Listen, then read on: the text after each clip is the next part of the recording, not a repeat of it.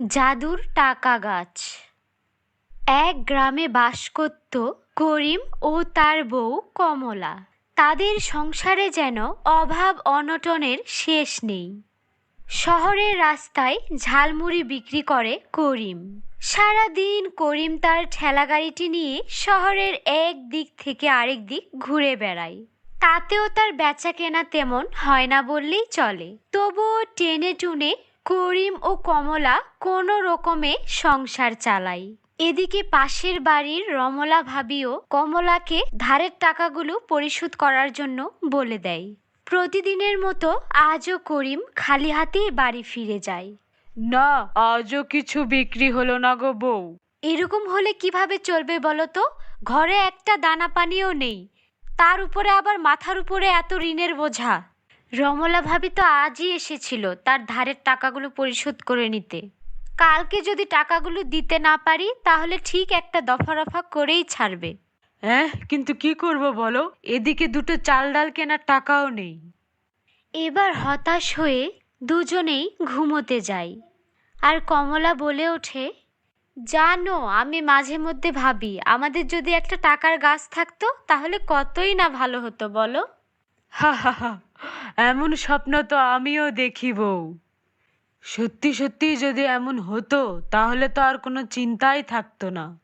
গাছ লাগাতাম আর প্রতিদিন টাকা গুনতাম, কতই না ভালো হতো। হা হা হা হা। সৃষ্টিকর্তা কি আমাদের দিকে দেখবে না, নাকি এভাবেই আমরা একদিন না খেতে পেয়ে মরব? তুমি একদম চিন্তা করো না বউ, সৃষ্টিকর্তার উপর বিশ্বাস রাখো, দেখবে তিনি একটা না একটা ব্যবস্থা ঠিক করে দিয়েছে। এবার নাও দেখি, এত চিন্তা না করে ঘুমিয়ে পড়ো। তখন রাত 3টে কি 4টে। হঠাৎ কমলা তার স্বপ্নে দেখে, মা কমলা, আমি তোর উঠোনে এই চারা গাছটা পুঁতে দিলাম। এটা যেমন তেমন গাছ নয়, এটা হলো টাকার গাছ। এই গাছে এক বালতি পানি ঢাললে এটি একটি বড় গাছে পরিণত হবে। এর ডালে ডালে ফলবে শুধু টাকা আর টাকা। তবে হ্যাঁ, একটা কথা মনে রাখিস লো, এই গাছ নিয়ে গিয়ে নিজের উঠানে লাগাই, তবে সে চিরদিনের জন্য অন্ধ হয়ে যাবে। এ কি দেখছি আমি? এ তো সত্যিকারের একটা উঠানে চারা গাছ। আমি তো নিজের চোখকে বিশ্বাস করতে পারছি না। কই গো, শোনো গো, এদিকে এসো। এরপর কমলা করিমকে তার স্বপ্নের কথা সব কিছু খুলে বলে। বউ বউ, তুমি আর দেরি করো না, যাও যাও, এখনই এক বালতি পানি এনে গাছের গোড়ায় ঢালো। আমাদের সুখের দিন আসতে আর বেশি দেরি নেই বউ। তৎক্ষণাৎ কমলা গিয়ে এক বালতি পানি আনে, আর গাছের গোড়ায় ঢালতেই গাছটি একটি প্রকট আকার ধারণ করে। এ কি আমি স্বপ্ন দেখছি না তো? এ তো দেখি টাকার গাছ। হ্যাঁ বউ, হ্যাঁ, এ কোনো স্বপ্ন নয়। এ দেখো দেখো, টাকা কেমন গড়িয়ে গড়িয়ে পড়ছে। আমাদের আর কোনো কষ্ট থাকবে না। হ্যাঁ গো, তুমি ঠিক বলেছ, আমাদের আর কোনো কষ্ট থাকবে না। এ তো টাকার বৃষ্টি পড়ছে গো, টাকার বৃষ্টি। স্বপ্ন যে এভাবে সত্যি হয়ে যায় এ আমি ভাবতেও পারিনি। হ্যাঁ, এই টাকাগুলো কুড়িয়ে তাড়াতাড়ি ঘরে যাই, চলো। বলছি কি মহারানী, তাড়াতাড়ি ঘর থেকে বের হও দেখি। আজ হয় আমার টাকাগুলো দেবে, না হয় একটা হেস্তনেস্ত করেই ছাড়বো। হ্যাঁ, এই বলে দিলাম। রমলা ভাবি যে, এসো এসো বসো। আমি বসতে আসিনি, আমি আমার পাওনা টাকাগুলো সব নিতে এসেছি। এই নাও ভাবি, তোমার সব টাকা নিয়ে যাও। আহা, কি বলছো, পুরো টাকা দিয়েছো? হ্যাঁ গো ভাবি, একদম সুদ সমেত। কই গো বউ, বাজারের ব্যাগটা দাও দেখি, ভালো মন্দ কিছু বাজার করে আনি। হ্যাঁ গো হ্যাঁ, দাঁড়াও দাঁড়াও, দিচ্ছি। আস্তে আস্তে কামাল ও কমলা তাদের সকল শখগুলো পূরণ করতে থাকে। এমনকি তারা একটি বড় বাড়ির পাশাপাশি একটা গাড়িও কিনে ফেলে। গ্রামে তাদের এই কৃতিত্বের কথা ছড়িয়ে পড়ে। এমনকি তারা প্রতি সপ্তাহে গ্রামের যত গরিব দুঃখী মানুষ আছে সবাইকে কিছু না কিছু দিয়ে সাহায্য করে। তাদের কাছ থেকে কেউ খালি হাতে ফেরে না। এভাবে তাদের দিন ভালোই কাটছিল। কিন্তু হঠাৎ একদিন, না না, আমাকে জানতেই হবে কমলার এত পরিবর্তন কিভাবে হলো। কিছুদিন আগে আমার ধারের টাকায় মেটাতে পারছিল না, আর এখন দেখি পুরো গ্রাম শুদ্ধ মানুষকে খাওয়াচ্ছে, পড়াচ্ছে। না, আমাকে জানতেই হবে। এভাবে আড়াল থেকে লুকিয়ে লুকিয়ে রমলা দেখে তাদের মস্ত বড় এই টাকার গাছ। ওমা ওমা, এ দেখি টাকার গাছ। না, এই টাকার গাছ আমাকে যেভাবেই হোক হাতিয়ে নিতেই হবে। দাঁড়াও, তোমাদের বড়লোক হওয়া আমি বের করছি। এই বলেই করিম ও কমলা ঘরে চলে গেলেই রমলা চারা গাছটি নিয়ে চলে যায়। আর চারা গাছটি এনে তার উঠানে লাগানোর সাথে সাথেই, ওমা ওমা, এ কি হলো? আমি যে চোখে কিছু দেখতে পাচ্ছি না। হায় হায় হায়, আমার এ কি হলো? আমাকে বাঁচাও সৃষ্টিকর্তা। বুঝেছি, এ সবই ওই টাকার গাছের জন্য। তার চিৎকার চেঁচামেচিতে গ্রামের সব লোকজন এক জায়গায় হয়। হায় হায় হায়, আমার এ কি সর্বনাশ হলো! সেখানে করিম ও কমলাও ছুটে আসে। এ কি ভাবি, এ তো দেখি আমাদের চারা গাছ। তুমি এটা কোথায় পেলে?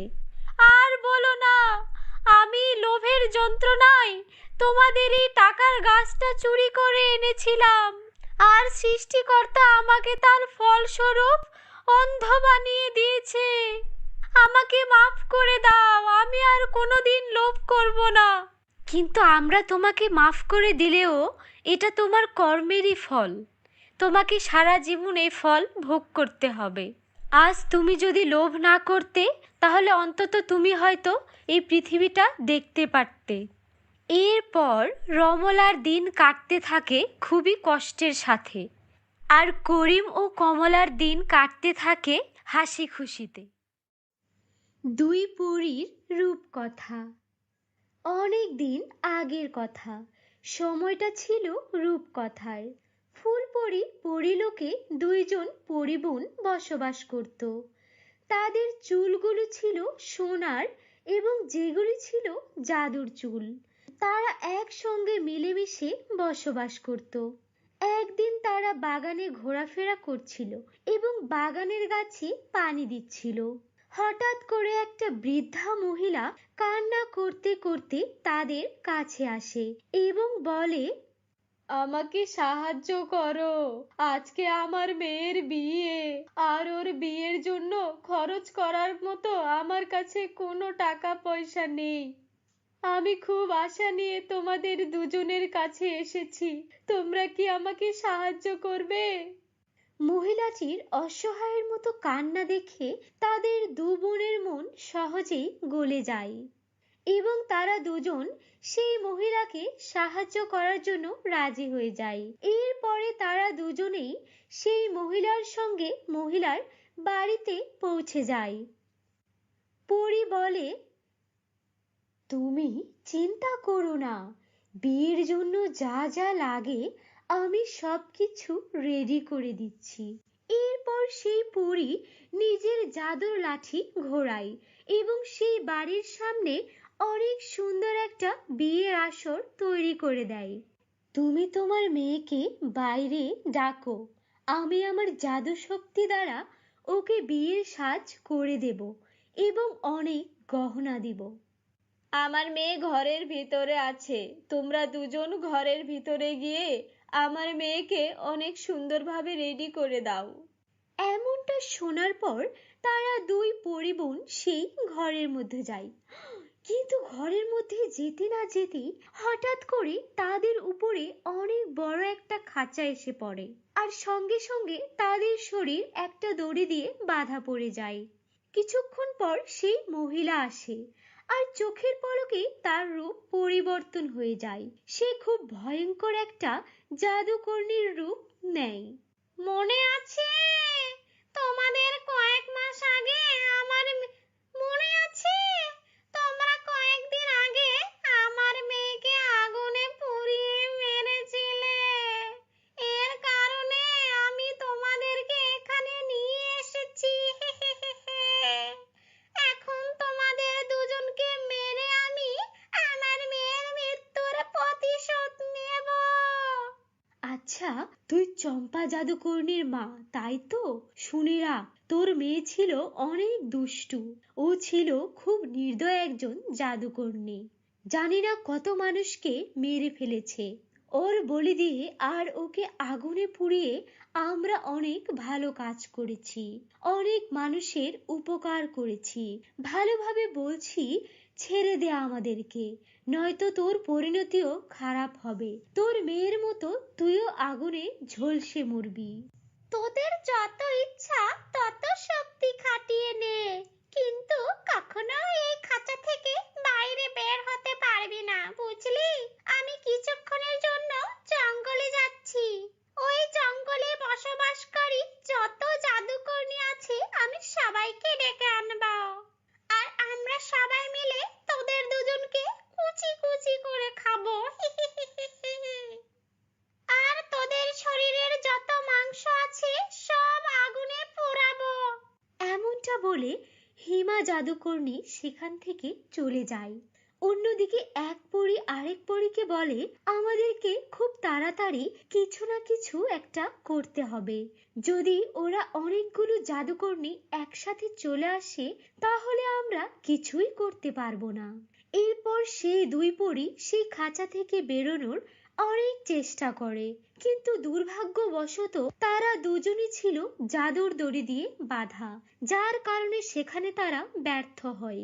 তাদের নিজেদের বাঁধন খুলতে পারে না, আর সেই খাঁচা থেকে বের হতে পারে না। কিছুক্ষণ পর অনিমা নামের একটা মেয়ে নিজের মাথাতে কিছু কাঠের টুকরো নিয়ে সেই বাড়ির পাশ দিয়ে যাচ্ছিল। তখন হঠাৎ করে সে দুজন পরীর চিৎকারের শব্দ শুনতে পায়। সে অনেক কৌতূহলী হয় এবং সে দ্রুত সেই বাড়ির ভিতরে প্রবেশ করে। আর নিজের চোখের সামনে দুইজন পরীকে এভাবে একটা খাঁচার মধ্যে বন্দি দেখতে পেয়ে অনিমার চোখ একদম ছানা বড়া হয়ে যায়।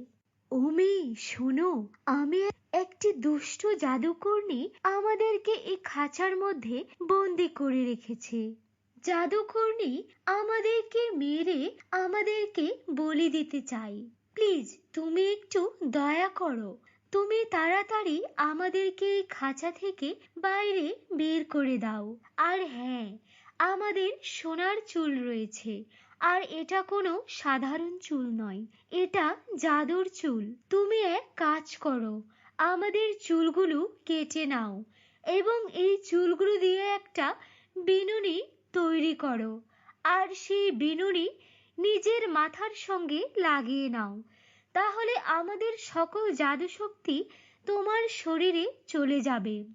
এমনটা শুনে অনিমা একটা ছোট কাঁচির ব্যবস্থা করে এবং সেই কাঁচি দিয়ে সেই দুই পরীর চুলগুলো কেটে নেয় এবং সেগুলো এক জায়গায় করতে শুরু করে।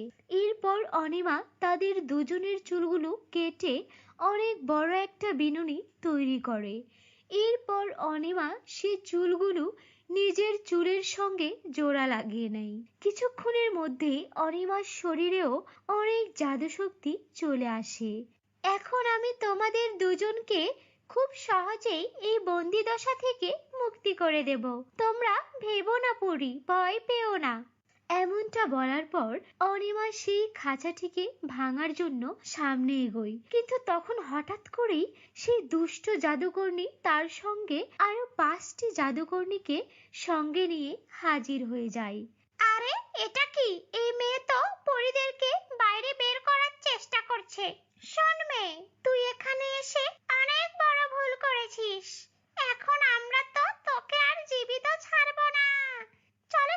চলো সবাই মিলে মেয়েটাকে মেরে ফেলবো। হঠাৎ করেই সেই মেয়েটি অর্থাৎ অনিমা তার জাদুর চুল থেকে কিছুটা চুল ছিঁড়ে নেয় এবং সেগুলো সে সেই জাদুকরী এবং তার সঙ্গীদের উপরে ফেলে দেয়।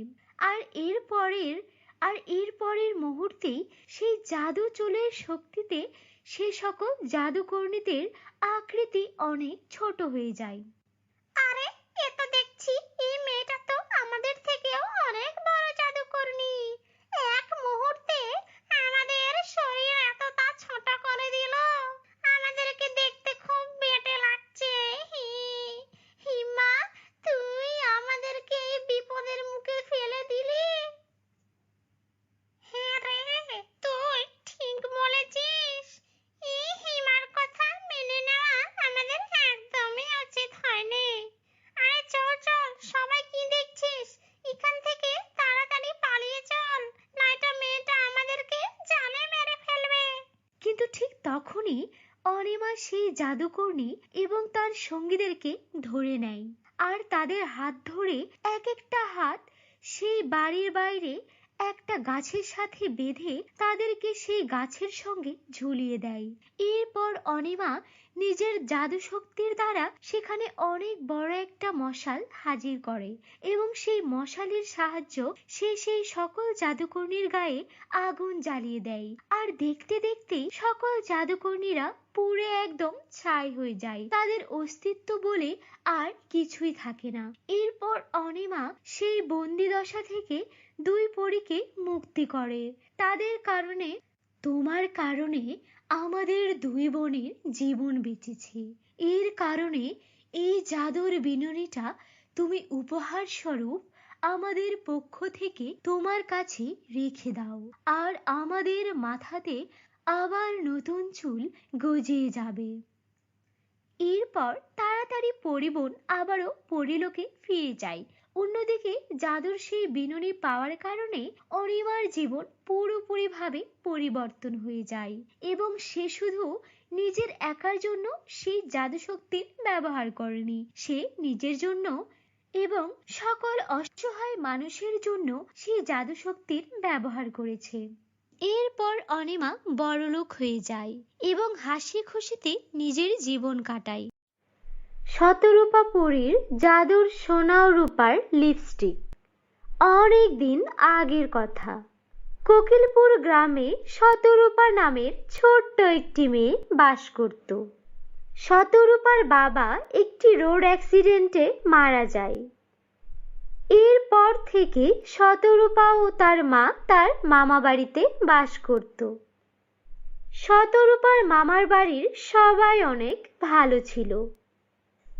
ওরা শতরূপা ও তার মায়ের সাথে অনেক ভালো আচরণ করত। ওদের জীবনে কোনো দুঃখ ছিল না। শতরূপা বড় স্কুলে পড়াশোনা করত। শতরূপা যে স্কুলে পড়তো সেই স্কুলে ওর একটা বান্ধবী ছিল। ওর নাম ছিল রূপসা। রূপসা শতরূপাকে অনেক ভালোবাসতো। ওরা দুজন একসাথে স্কুলে যেত, একসঙ্গে খেলাধুলা করত এবং ওরা একসাথেই বসতো। একদিন শতরূপাদের স্কুলে ওদের ম্যাডাম এসে বলে, শোনো বাচ্চারা, তোমাদের জন্য একটা প্রতিযোগিতার আয়োজন করা হয়েছে। আমি জানি আমাদের মধ্যে তোমরা সবাই অনেক ভালো নাচ পারো, তাই তোমাদের জন্য একটা নাচের প্রতিযোগিতার আয়োজন করা হয়েছে। তোমাদের মধ্যে যে সবচেয়ে ভালো নাচ করতে পারবে তাকে 1 লক্ষ টাকা পুরস্কার দেওয়া হবে। আশা করি তোমরা সবাই অনেক ভালো নাচ করবে। ঠিক আছে বাচ্চারা, পরবর্তী প্রতিযোগিতার জন্য প্রস্তুত হয়ে যাও। এই বলে ম্যাডাম চলে যায়। শতরূপা ও রূপসা এটা শুনে অনেক খুশি হয়। রূপসা শতরূপা এর চেয়েও অনেক ভালো নাচ করতে পারত। শতরূপা বলে, রূপসা, তুই তো অনেক ভালো নাচ পারিস। আমার বিশ্বাস এই প্রতিযোগিতায় তুই ফার্স্ট হবি। হ্যাঁ, আমি অনেক ভালো নাচ পারি, কিন্তু আমার তো তেমন সুন্দর কোনো ড্রেস নেই। আমি কি করে নাচ করব? আরে, তুই চিন্তা করিস না। তুই তো জানিস আমি আমার মামার বাড়িতে থাকি। আমার মামাদের অনেক টাকা আছে। আমি মামাকে বলে তোর জন্য একটা ড্রেস এনে দেব। ঠিক আছে, তুই আমার সবচেয়ে ভালো বন্ধু শতরূপা। শতরূপা ও রূপসা কথা বলছিল, তখনই পাশ থেকে মিতু নামের একটা মেয়ে ওদের কথা শুনছিল। আচ্ছা, শতরূপার মহান হওয়ার খুব ইচ্ছে, তাই না? নিজে তো থাকে মামার বাড়ি। কেন রে, তুই প্রতিযোগিতায় নাম দে। এসেছে রূপসা ফার্স্ট হবে, হওয়াচ্ছি তোদের ফার্স্ট। আমি হব নাচে ফার্স্ট। আর এই রূপসাকে তো আমি কিছুতেই প্রথম হতে দেব না। আমি আমার ভাইকে বলে রূপসার একটা ব্যবস্থা করব তারা। এরপর মিতু ওর বাসায় যায় আর ওর ভাইকে বলে, ভাইয়া ভাইয়া, আমাদের স্কুলে একটা নাচের প্রতিযোগিতা আছে। আমি সেই প্রতিযোগিতায় নাম লেখাতে চাই, কিন্তু আমাদের ক্লাসে যে রূপসা আছে ও নাকি প্রতিযোগিতায় অংশ নেবে। আর হ্যাঁ, সত্যি অনেক ভালো নাচে। ও নাচলে তো আমি প্রতিযোগিতায় জিততেই পারবো না। তুমি একটা কাজ করো, তোমার বন্ধুদেরকে সাথে নিয়ে রাস্তায় রূপসাকে আটকে ওর পাটা ভেঙে দাও, যেন ও একদমই নাচতে না পারে। আচ্ছা বোন, কোনো ব্যাপার নয়। তুই তো জানিস আমার বন্ধুরা মারামারিতে অনেক এক্সপার্ট। এই রূপসার পা আমরা আজই ভেঙে দেব। মিতু অনেক খুশি হয়। তারপর মিতুর ভাই যখন ওদের ক্লাস শেষ হয়, রাস্তায় অপেক্ষা করতে থাকে। সে শতরূপা ও রূপসার আসার পথে রূপসাকে পথ আটকায়। তারপর রূপসার পায়ে একটা লাঠি দিয়ে অনেক জোরে আঘাত করে, যার কারণে রূপসার পা ভেঙে যায় আর অনেক রক্ত পড়তে শুরু করে। শতরূপা অনেক থামানোর চেষ্টা করে, কিন্তু ওরা কারো কথাই শোনে না। এভাবে রূপসার পা ভেঙে দিয়ে মিতুর ভাই সেখান থেকে চলে যায়। এরপর শতরূপা তাড়াতাড়ি করে রূপসাকে হাসপাতালে ভর্তি করে। রূপসা ছিল অনাথ মেয়ে। রূপসার বাবা মা কেউ ছিল না। রূপসা ওর বুড়ো দাদির সঙ্গে বাস করত। এই খবর পেয়ে ওই বৃদ্ধ দাদি চলে আসে। আরে আমার নাতনিটার এই অবস্থা কি করে হলো? এবার এই পা নিয়ে মেয়েটা কি করবে? দাদি, আমি অনেক চেষ্টা করেছি রূপসাকে বাঁচানোর, কিন্তু কোথা থেকে কতগুলো ছেলে এসে রূপসার পা ভেঙে দিয়ে গেছে। আমি ওকে বাঁচাতে পারিনি। কি আর করবে, মেয়েটারও পুরা কপাল। বাবা মা কেউ নেই। আমি মানুষের বাড়িতে কাজ করে আমাদের সংসার চালাই। এই পা ভাঙা মেয়েকে আমি এখন কিভাবে দেখে রাখবো? দিদি, আপনি চিন্তা করবেন না। আমি আমার মামা বাড়িতে কথা বলে ওর চিকিৎসার ব্যবস্থা করব। এরপর শতরূপা ওর বাসায় চলে আসে আর ওর মাকে রূপসার সম্পর্কে সবকিছু খুলে বলে। মা, জানো আমার বান্ধবী রূপসাকে কতগুলো ছেলে এসে ওর পা ভেঙে দিয়ে গেছে। এখন রূপসা বেচারি তো উঠে দাঁড়াতেও পারে না। ওর চিকিৎসার জন্য কিছু টাকার প্রয়োজন। তুমি মামাদের বলো না কিছু টাকা দিতে, যেন ওর চিকিৎসাটা হয়ে যায়। ঠিক আছে, আমি তোর মামাকে বলবো যেন রূপসার চিকিৎসার জন্য টাকা দিয়ে দেয়। কিন্তু মা, চিকিৎসা হলেও তো ওর সামনে একটা প্রতিযোগিতা আছে, নাচের প্রতিযোগিতা। তুমি তো জানো ওদের পরিবারের অবস্থা কত খারাপ। এই প্রতিযোগিতায়ও জিততে পারলে 1,00,000 টাকা পুরস্কার পেত, কিন্তু ও তো এখন নাচতেই পারবে না। মা, আমার মেয়েটা কত লক্ষ্মী, নিজের বান্ধবীর জন্য কেউ এত করে। আর তুমিও তো ভালো নাচ করতে পারো, তুমি প্রতিযোগিতায় অংশ নিচ্ছ না কেন? না মা, রূপসাদের টাকার খুব প্রয়োজন। আমাদের তো মামারা সাহায্য করে, কিন্তু আমি চাই রূপসাই যেন এই প্রতিযোগিতায় প্রথম হয়। ঠিক আছে, তোমার মন যেহেতু এত বড়, আমি তোমাকে একটা উপায় বলি। আমাদের গ্রামের পিছনে একটা কালো জঙ্গল আছে। আমি ছোটবেলায় সেই জঙ্গলে খেলা করতাম। সেখানে একটি পরী থাকে। সেই পরীর সোনা ও রূপার লিপস্টিকের নদী আছে। ওই লিপস্টিক যে লাগায় তার মনের ইচ্ছা পূরণ হয়ে যায়। তুমি এক কাজ করো, সেই জঙ্গলে চলে যাও। ওই পরী একমাত্র যাদের মন সুন্দর আর যারা অন্যর উপকার করতে চায় তাদেরকেই সাহায্য করে। ঠিক আছে মা, তোমাকে অনেক ধন্যবাদ। আমি এখনই যাচ্ছি ওই সোনারূপার নদীর লিপস্টিকের পরীর কাছে। এরপর শতরূপা বেরিয়ে পড়ে সেই জঙ্গলের খোঁজে এবং সেই কালো জঙ্গলে পৌঁছেও যায়। তারপর যখনই পথ চলতে শুরু করে, শতরূপা দেখতে পায় সেখানে একটা সোনার আর একটি রূপার জাদুর লিপস্টিকের নদী রয়েছে। আরে, এই তো সোনা রূপার লিপস্টিকের নদী। পরী, আপনি কোথায়? আপনাকে আমার খুব প্রয়োজন। তখন সেখানে একটি পরী প্রকট হয়। এসো শতরূপা, তোমার অপেক্ষাই করছিলাম। তোমার মা আমাকে স্মরণ করেছিল আর বলেছিল তুমি এখানে অবশ্যই আসবে। আমি জানি তোমার মন অনেক সুন্দর। এই নাও সোনা ও রূপার জাদুর লিপস্টিক। এই লিপস্টিক তুমি তোমার ঠোঁটে পরে তোমার যা মনের ইচ্ছা তাই বলো। এরপর শতরূপা সেই সোনা রূপার লিপস্টিক নিয়ে রূপসা যে হাসপাতালে ভর্তি আছে সেখানে চলে যায়। রূপসা এদিকে হাসপাতালের বিছানায় শুয়ে কান্না করছিল। শতরূপাকে দেখে রূপসা বলে, শতরূপা, আমার সব শেষ হয়ে গেল।